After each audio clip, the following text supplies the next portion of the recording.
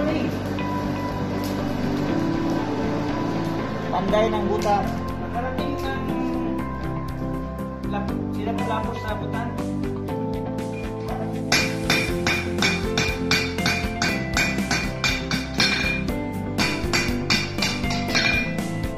Nag-explore si Lapu-Lapu sa butan.